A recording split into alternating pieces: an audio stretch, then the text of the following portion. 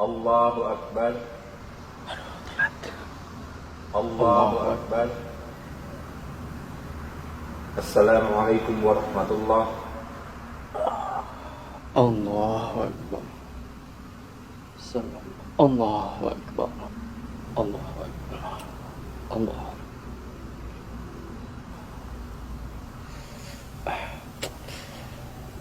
Allahu Akbar. Assalamualaikum warahmatullahi. Assalamualaikum. Kurang satu, kurang dua. Aduh.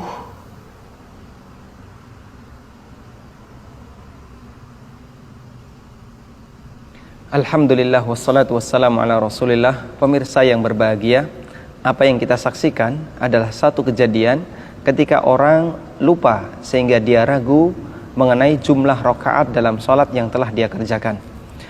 Ketika kita mengalami semacam ini, ada beberapa hal yang perlu kita perhatikan. Yang pertama, bahwasanya ragu terkait jumlah rakaat sholat itu tidak membatalkan sholat. Sehingga ketika kita mengalami keraguan, silahkan Anda memilih mana yang lebih mendekati kebenaran.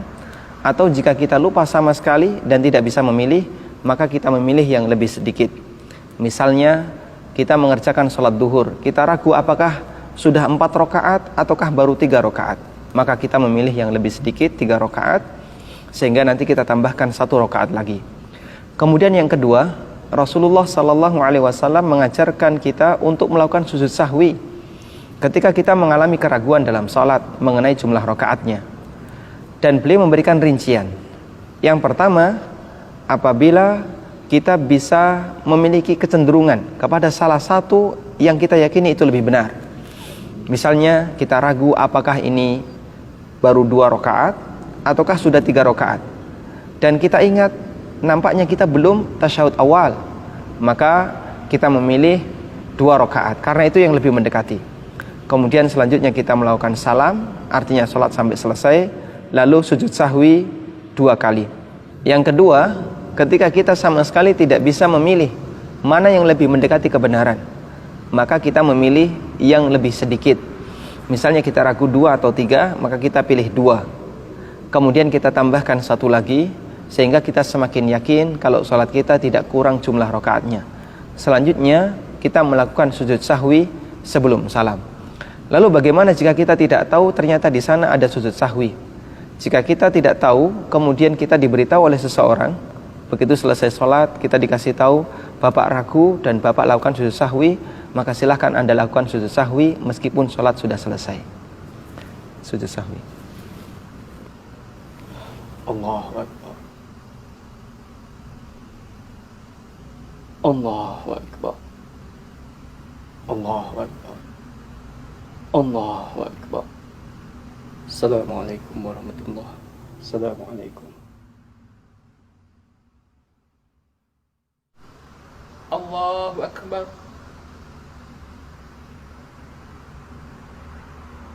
Allahu Akbar. Allahu Akbar.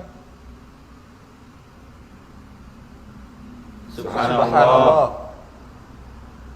Subhanallah.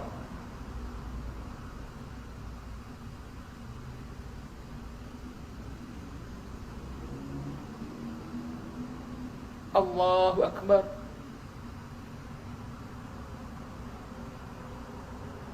Subhanallah. Allahu Akbar. Allahu Akbar. Subhanallah. Allahu Akbar. Assalamualaikum warahmatullahi. Assalamualaikum warahmatullahi.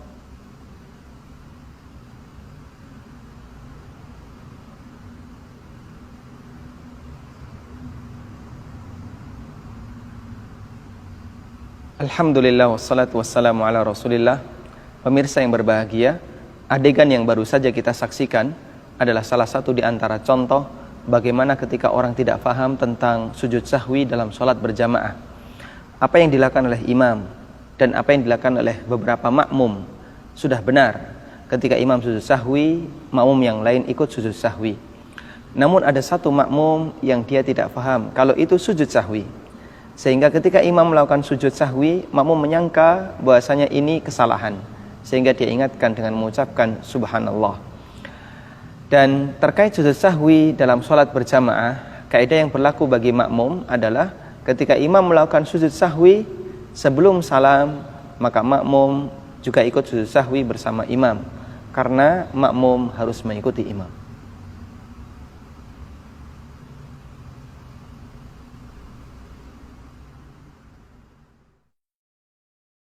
Allahu Akbar. Allahu Akbar. Subhanallah. Subhanallah.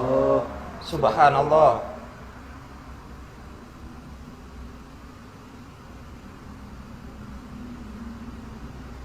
Alhamdulillah wassalatu wassalamu ala Rasulillah. Pemirsa yang berbahagia, apa yang kita saksikan adalah salah satu di antara contoh kejadian terjadinya perbedaan pendapat antara imam dengan makmum. Imam lupa melakukan tasyahud awal dan makmum mengingatkan dengan ucapan subhanallah, namun imam tidak mengikuti apa yang disarankan oleh makmum dan dia tetap berdiri. Bagaimana kesimpulan yang tepat tentang masalah ini? Yang pertama, tentang orang yang lupa tasyahud awal. Bagi orang yang lupa tasyahud awal, di situ ada dua keadaan. Yang pertama, jika dia ingat setelah berdiri sempurna ke rakaat yang ketiga, maka dia tidak perlu kembali untuk duduk melakukan tasyahud awal. Dia lanjutkan salatnya sampai selesai. Selanjutnya dia melakukan sujud sahwi sebelum salam. Yang kedua, jika dia teringat sebelum berdiri sempurna ke rakaat yang ketiga, maka dia balik duduk lagi dan melakukan tasyahud awal, lalu dia sempurnakan salatnya dan tidak ada syariat untuk melakukan sujud sahwi. Lalu bagaimana ketika dia mengalami lupa pada waktu salat jamaah? Imamnya lupa, makmumnya mengingatkan. Kondisinya sama seperti yang tadi kita jelaskan. Jika imam sudah berdiri sempurna dan makmum baru mengingatkan dengan mengucapkan subhanallah, maka imam tidak perlu kembali duduk dan makmum mengikuti apa yang dilakukan oleh imam. Mereka berdiri sempurna ke rakaat berikutnya. Namun jika imam sudah diingatkan sebelum imam berdiri sempurna, sehingga ucapan subhanallah sudah diterima oleh imam sebelum berdiri sempurna, maka imam kembali duduk dan melakukan tasyahud awal, kemudian makmum juga duduk tasyahud awal, selanjutnya selesaikan sholat dan tidak ada sujud sahwi. Ini seperti yang dilakukan oleh Rasulullah SAW, sebagaimana dalam sebuah hadis yang diriwayatkan oleh Imam Ahmad, Abu Dawud dan yang lainnya dari sahabat Mughirah bin Syu'bah. Nabi SAW pernah kelupaan melakukan atau ketika sholat beliau tidak tasyahud awal, lalu beliau berdiri. Para sahabat mengucapkan subhanallah dan beliau perintahkan kepada para sahabat untuk ikut berdiri. Kemudian beliau lakukan salat sampai selesai.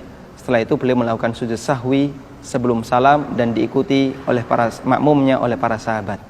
Karena itu ketika terjadi seperti ini, maka makmum ikut berdiri bersama imam, kemudian salat diselesaikan dan sujud sahwi sebelum salam. Semoga bermanfaat.